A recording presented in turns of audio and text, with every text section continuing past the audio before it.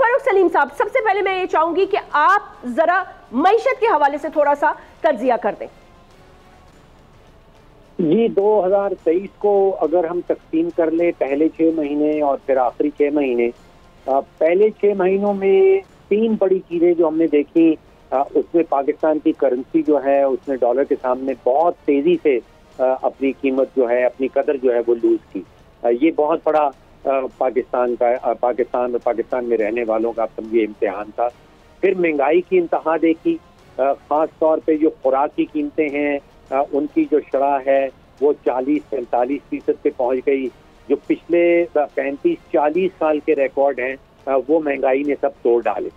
और तीसरा था कि फॉरेन एक्सचेंज के रिजर्व जो हैं वो बड़ी तेजी से गिर रहे थे। तो ये 3 चीजें हुई पहले 6 महीने के अंदर।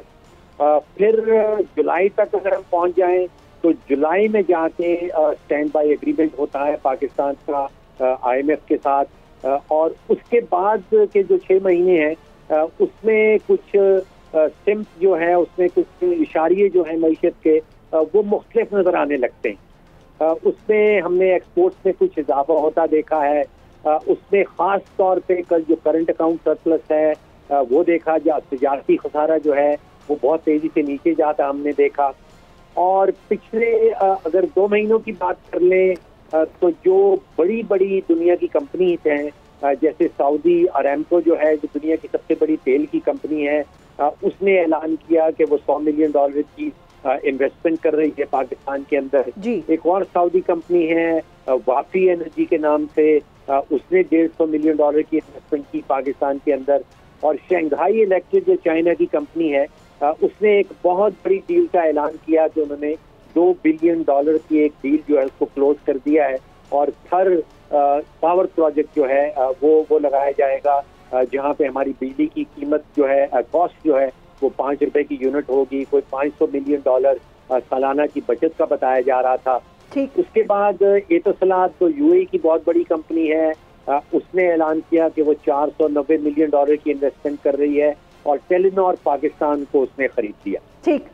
जो मल्टीलैटरल इदारे हैं उनकी तरफ से 3 बड़ी खबरें थी। वर्ल्ड बैंक ने ऐलान किया कि वो $350 मिलियन का एक इजाफी लोन दे रही है। IDA जो इंटरनेशनल डेवलपमेंट एसोसिएशन है, उसने वर्ल्ड बैंक के 350 मिलियन को मैच किया। मैं ये पूछना चाहती हूँ कि ये जो मईशत से रिलेटेड पॉलिसीज हैं, क्या पाकिस्तान में अब वो सियासी मैच्योरिटी आ गई है कि 2024 के बाद इनकी कंटिन्यूटी देखेंगे हम? देखिए, एक तो हकायक आपके सामने रख देता हूँ। पहली हकीकत तो ये है कि अभी तक जितनी भी पाकिस्तान में सियासी जमातें हैं उनका किसी किस्म का मंशूर, उनका किसी किस्म की हिकमत अमली कि वो माशी प्रॉब्लम्स को, सियासी प्रॉब्लम्स को किस तरह हल करना चाहते हैं, उनके पास मंसूबा क्या है, वो अवाम के सामने नहीं रखा गया। आई थिंक सिर्फ जमात इस्लामी का मंशूर सामने आया है। पीपल्स पार्टी का एक मंशूर है, वो मंशूर कम है, और वो आप समझिए कि सियासी रेटरिक जो है वो ज्यादा है। जो अनसर्टेनिटी की एक फजा सामने दोबारा से आना शुरू हुई है, वो हमने देखा कि जिस दिन इलेक्शन का स्केड्यूल का ऐलान किया गया था दिसंबर की 15 तारीख को, उस दिन से पाकिस्तान की स्टॉक मार्केट जो है वो दोबारा से गिरना शुरू हो गई। अब बहुत बड़ा सवाल ये पैदा होता है कि जो नई हुकूमत मुंतखब होके आएगी वो तरजीह किस चीज को देगी? क्या वो तरजीह सियासत को देगी या वो तरजीह मईशत को देगी? दूसरा बड़ा सवाल ये आता है कि जो माशी पॉलिसी है, क्या उसका तसलसल सामने आएगा, पॉलिसी कंटिन्यूटी का कोई इंडिकेटर सामने आएगा या नहीं आएगा? और तीसरा जिसका आप जिक्र कर रही थी कि जो तकसीम की सियासत पिछले कुछ सालों से हो रही है, क्या जो नई मुंतखब हुकूमत आएगी वो तकसीम की सियासत को खत्म कर पाएगी या नहीं कर पाएगी?